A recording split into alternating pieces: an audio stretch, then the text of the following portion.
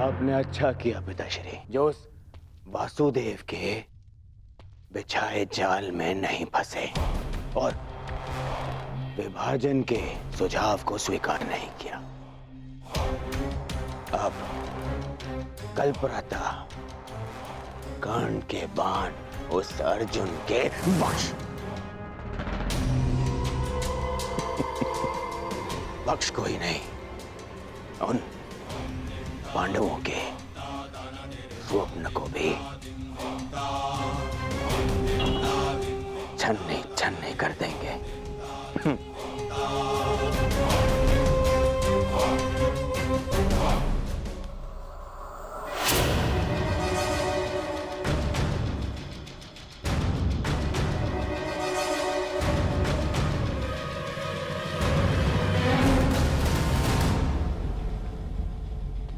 क्या विचार कर रहे हो?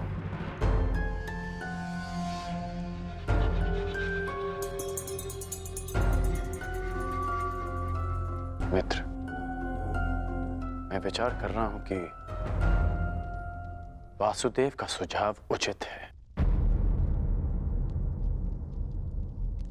देखो मित्र, यदि विभाजन होने के पश्चात सदा के लिए पांडवों से मुक्ति मिलती है तो विभाजन में कोई बुराई नहीं। बस कर्ण, बस, अब और नहीं। आज जिस प्रकार तुमने मेरे राज्याभिषेक का विरोध किया, उसे भूला नहीं हूं मैं।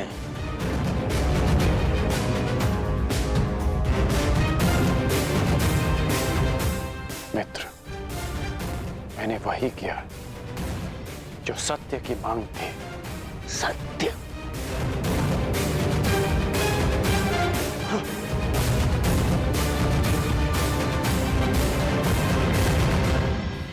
मैं तुम्हें सम्राट बनते देखना चाहता हूं मित्र, परंतु अनीति से नहीं। महाराज, आप ही बताइए, क्या विभाजन अनुचित है? कर्ण यथार्थ कह रहा है पुत्र। पांडवों को आधा राज्य देकर तुम्हारे सम्राट बनने का मार्ग कंटक विहीन हो जाएगा।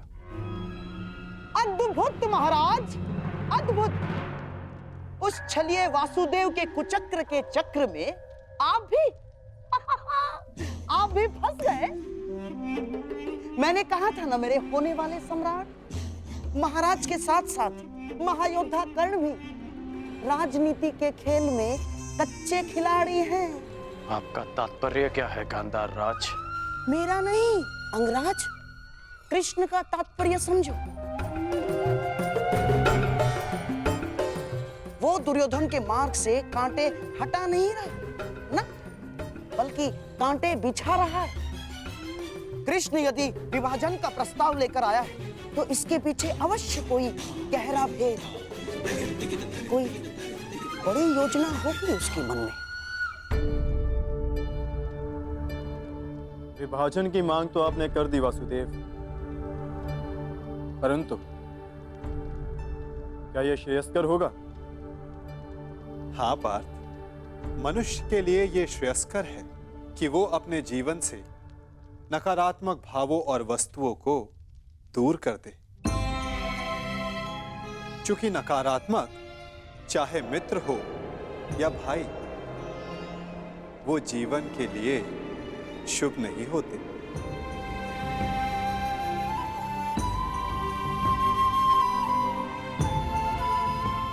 जो लोग हमसे ईर्ष्या करें, हमें आगे बढ़ने से रोके, उन्हें अपने जीवन से दूर कर देना ही श्रेयस्कर है।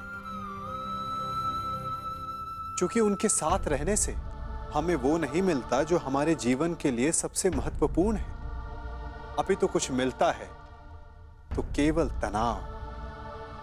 योद्धा और धनुष दोनों के लिए तनाव श्रेष्ठ है ना वासुदेव? तनाव रहित योद्धा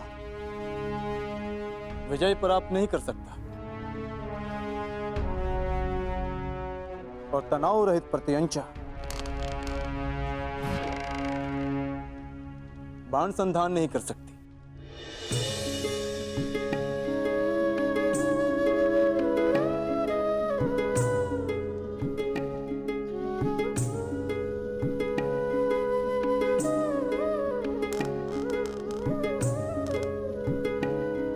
अच्छी बात कही अर्जुन, परंतु यदि तनाव सीमा से अधिक बढ़ जाए तो योद्धा टूट सकता है और प्रत्यंचा भी।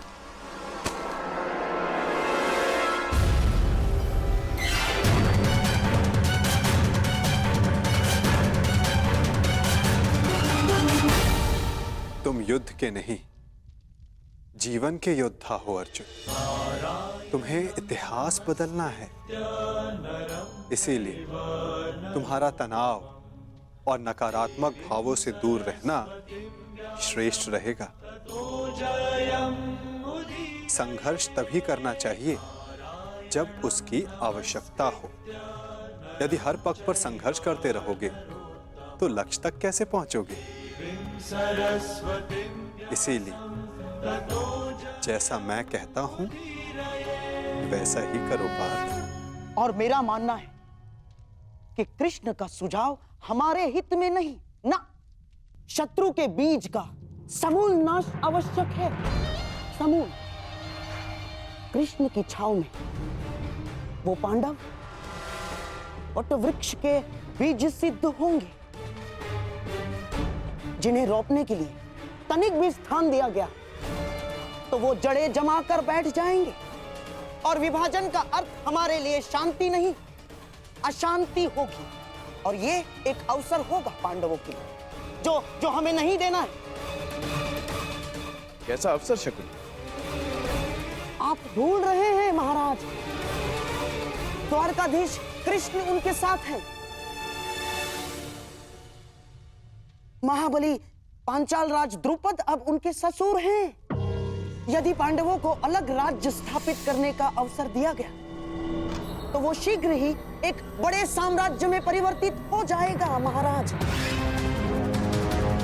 इतना बड़ा साम्राज्य कि हस्तिनापुर का अस्तित्व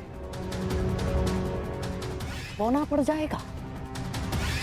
इसीलिए श्रेष्ठ यही होगा महाराज, पांडवों को हराकर, उन्हें दबाकर उन पर शासन किया जाए। हम मछली उचित कह रहे हैं।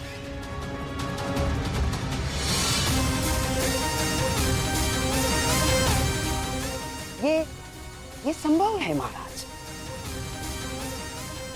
यदि अंगराज कर्ण अर्जुन के बाणों से डर ना गए हों।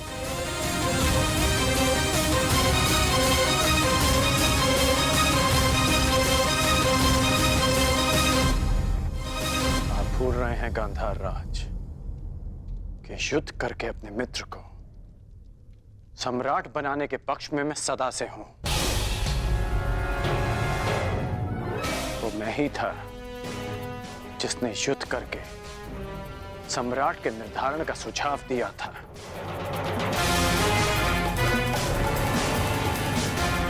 और वो मैं ही हूं जो अर्जुन से युद्ध की वर्षों से प्रतीक्षा कर रहा है।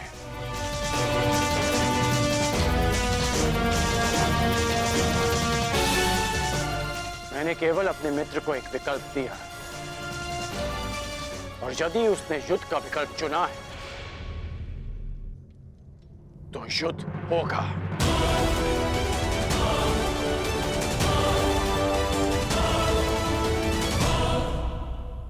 कल सिद्ध हो जाएगा कि युद्ध में विजयी होने के लिए आपका क्षत्रिय होना आवश्यक नहीं होता।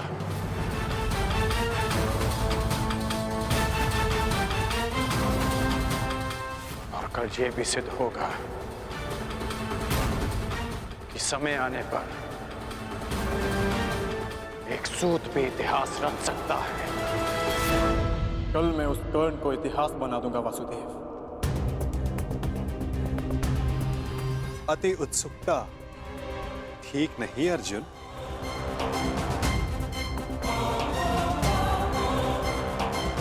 मत भूलो कि तुम्हें चुनौती किसने दी है।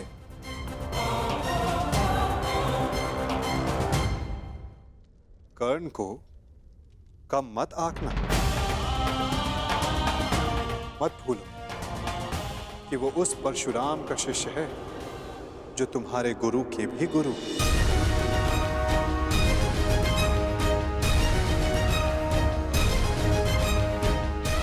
आप किसके पक्ष में हैं वासुदेव? मैं तो सदा धर्म के पक्ष में हूं पार्थ, सत्य के पक्ष में हूं। फिर चाहे सत्य छिपा हुआ क्यों ना हो।